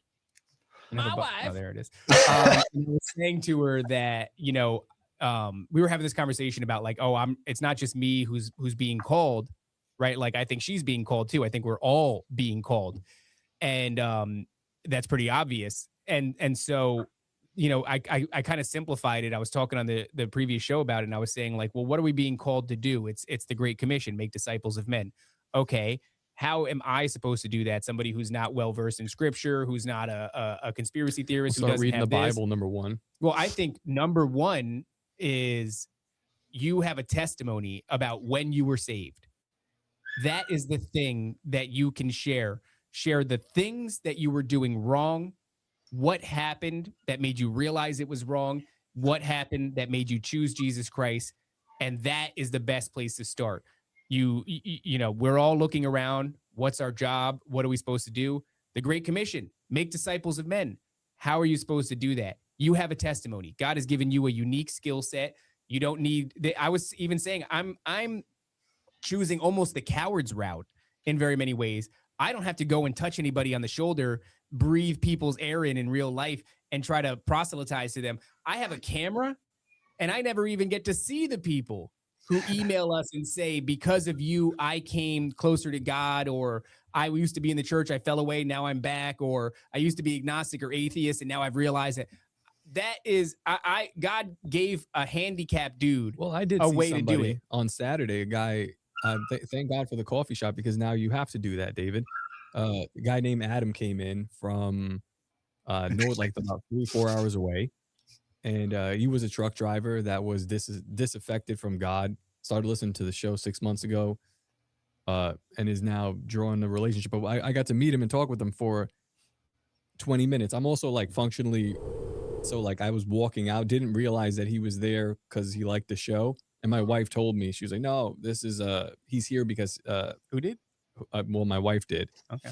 Yeah, she said My wife. that he's here because he liked the show. So I'm like, all right, well then I have to go back in and talk. So I went back in and I talked to him for like 20 minutes. And yeah, that is your commission, stupid. Yeah. Sorry, I didn't mean to call you stupid. No, I mean, but this is like what we're doing, whether you like it or not. Is that's what I but mean. what I'm saying is it's beautiful because it's so simple. Like, you don't have to be Jay Dyer level knowledge of scripture, or you don't have to be you know, Nephilim Death Squad level of cameras and lights, and like, you don't need any of that. You need to share your testimony. If you share your testimony, if you're working towards a closeness with God, all the other stuff comes later. God inspires you and reveals things to you and guides you, but you have a story to share and you have a job to do, and it's very simple. Yeah. And like, everybody's kind of got a place, you know, like what you're describing, like that new person is good for that kind of thing, because like faith is sort of, well, with anything is a parabola, right? So it's like when you become a new Christian, you're able to talk to people, like you're able to talk to people on their level. Whereas like I've found in my experience, as you grow in that parabola, as you enter this, like you're studying the Bible, your ability to communicate to somebody who is still like lost or just curious is diminished, because you're in your journey. And like, you know, I see it a lot where it's like, somebody wants to tell somebody about Jesus, and they're like, okay, let me start with the Nephilim. And then and it's like, no, time out. You've lost them already. Yeah.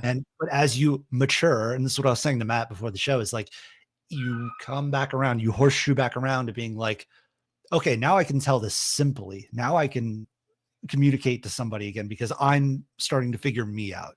Yeah. I'm starting to figure out the understanding, because it is like, it's not understanding scripture. First of all, you never fully will. You just won't. But even in its early stages, it's so overwhelming. It's so nuanced to not take the wrong message away. It is so nuanced. That's why it's so easy for Gnostics or just atheists who want to use Jesus against you. Like, I don't believe in him, but let me tell you about your Jesus. It's his words can be twisted easily because they're so intricate in what they're communicating.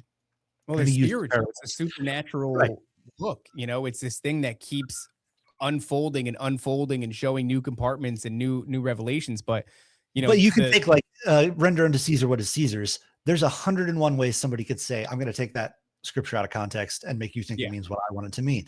And you have to like read it deeper and understand why he said it, what situation he was in, who was in the room, what a denarii is. You have to understand all these little nuances to know what the message is. And, you know, there's 1,001 different YouTube videos on that verse alone that all have a different take on it, you know, and maybe some of them all have elements of truth, but like that understanding to be able to effectively communicate with somebody, you have to know where they're at. Right. And like that, I think that is a lot of times easier for somebody who is new. I'm not saying that they should go lead a congregation, but they're an excellent person to, like, I heard Matt say that one time, is like, oh, that person's testimony is going to be great. And it's like 100%. Yeah. Like, you want to send like, you know, Johnny Chang, I think his name is Johnny Chang. No, sounds Chinese. I don't know what those. He's an Asian guy. He's awesome. Like, you should watch his stuff. He's Asian dude, former convict, tatted all over, but he just goes and witnesses to prisons. You got to send that guy. Like, we're not sending, you know, like Michael Knowles there. Like, it's not going to work. Yeah. We're not sending Jay Dyer there even, because there's so much like information, like you said, somebody who knows all this, that they're going to intellectualize it in a way. Not saying that that's bad, but that's our conversation, right? Like that's what we want to talk about. But to say like, hey, let me talk to you about what it's like to be you and why this is what you've been looking for and you don't even realize it. Like you do have to, on some level, come from that space. And sometimes it's just as simple as, not so long ago, I was where you are, and that's lost. Yes. And that is really valuable. So it is a, and you know, like when it goes to politics, the right does this all the time. Christians do this all the time, where as soon as somebody like Nicki Minaj says something about like, maybe they're forcing vaccines on us, they're like, oh my God, our queen. Like our base queen has arrived. Yeah. Who cares about everything else? Well, that's what happens when you're looking for a savior. Yeah. Especially when you already have one. Yeah. We got to, like, it's validation, right? You're just like, oh gosh, like we're like we've accepted that what we believe is not popular, and it's not just validation, it's vindication, right? And that's that slippery slope though, dude. That really is. I had to learn that the hard way. But we got to bring it in for landing after this. I just wanted to say though, you know, that anybody who's listening, everybody has that thing that they ponder all the time. What am I supposed to do?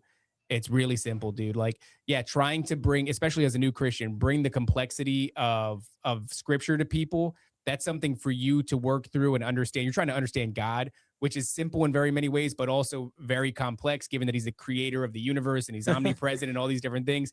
But you have been given a testimony, and that testimony is and will be relatable to somebody out there. And what you have an opportunity to do is share your story with someone. And somewhere out there, you know, on earth, you will win over somebody for the kingdom of God and literally save their soul. You'll point them to the facilitator of eternity, you know, with God, with Jesus Christ. You have the ability to do that. And you're going to be able to reach people that other people can't reach, because everybody's story is unique in its way, but also there is somebody who can uniquely relate to that. So I just want to put that out there. A lot of people, you know, it's a natural question to ask. How do I get involved with this great commission? To just share your story, homie. Share your story somewhere out there. Somebody's going to hear it. If you type it up and you put it somewhere, if you say it to somebody in real life, if you make a video or a clip and you put it out on the internet, whatever. It doesn't matter if you hang out with a friend and you decide to share your experience with your friend. There's somebody out there, and there's literally no greater work to be called to than to help somebody find eternal salvation. Like, that's crazy. That's kind of a crazy. One caveat I would add to that is to actually to effectively do what you're saying, become a good listener. Yeah. When somebody comes to you about this, listen to them, because that is opening the door. When you sit there, somebody tells you why their life is the way it is, how they feel, what they're looking for. Not only are they connecting with you in a certain way, they're showing you which doors are unlocked and you can open. They're showing you what do I need to say to this person? And I mean, that's sales, right? Like in a sense you are selling, but you will not be able to reach their soul or reach their heart unless they first opened that door to you. And the way you do that is listening to them, letting them get it all out, let them get their frustrations out. Because I struggle with this when I talk to people where I'm like, oh, I know what you're about to say. And that you just shut the door. I just shut the door. That's what I do. Yeah. It's once I learn to like listen and let them get that thought out. And like I said, sales, when I was in sales, they would say, if somebody calls you from your store and they have a complaint, all you have to do is listen to why they're upset, and then they're going to listen to what you have to offer. Diffuses the whole thing. Yeah. And it's like, okay, you got it out. I heard you acknowledge it. And like, that is the example of Jesus too. Like, Jesus did listen. Jesus did speak exactly to what it was that they were going through, exactly what it was that was keeping them away, or had them closed off. And that is it's the best tool in your bag to get deeper to them. So actively listening is hard. I struggle with it a lot, but it is extremely important if you're going to talk to somebody, because I see a lot of comments on your guys' tweets and videos where it's like, this person at work, they're just like this person. And like, listen listen, not to get your next word in. And you don't even have to answer them that day. Listen to them for a month, listen to them for a week. Even if it's like, oh man, I've heard the same story and over again. Is it about your comfort with what they believe, or is it about their comfort with you so you can share? And it's hard to get past because we're humans. Yeah. I mean, it's something you got to work at. It doesn't come easy, but Wes, man, thank you for coming on. Thank you for the conversation. I should I ask you for plugs? I mean, where can people find the Meadow Project? It's on Merkle Media now. Okay. Merkle.media, I believe. It's on there. There's a bunch of like special features, behind the scenes stuff on there as well. If you're not a member of the confessionals, we put out some like abandoned projects for the 12 days of Christmas that were really fun. It was like the idea for like doing these like in-person investigations, but it was an abandoned project, but there were a lot of fun ideas in there. So we just released that. I cut those together.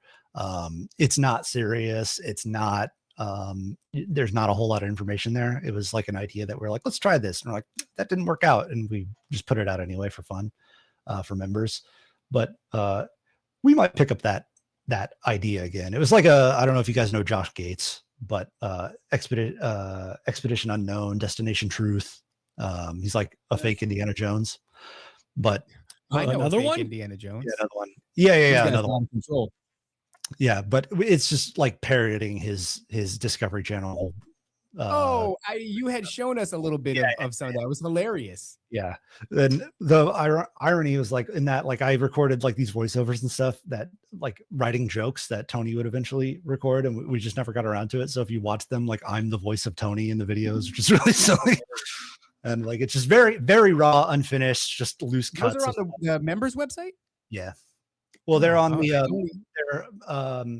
they might be on the members website. They're on YouTube for members. Oh, okay. This is why it's confusing. All All right. Well, I'll have to find that stuff. Well, thank you, Wes. I appreciate it, brother. I appreciate it too. Love you guys. Thanks for having me back. Love you too, man. We'll talk soon. Talk soon. Yeah, dude. This was fun. I like the way this episode turned out. The way you work. Yeah. No, I feel like all my episodes do this, where I'm like, I came to talk about things, and then we're like, anyway, this is how you talk to people about Jesus. It's like, well, I mean, that's a great way to segue, or a great thing to segue too. So I'm happy for it. I'm like a youth pastor. At this point, where I'm like, you like music? Let me tell you about the best musician of all time, Jesus. Oh boy, we have a youth pastor now. All right. Yeah, NDS official youth pastor. But guys, great episode. And until next time, don't forget to obey, submit, and comply. Well,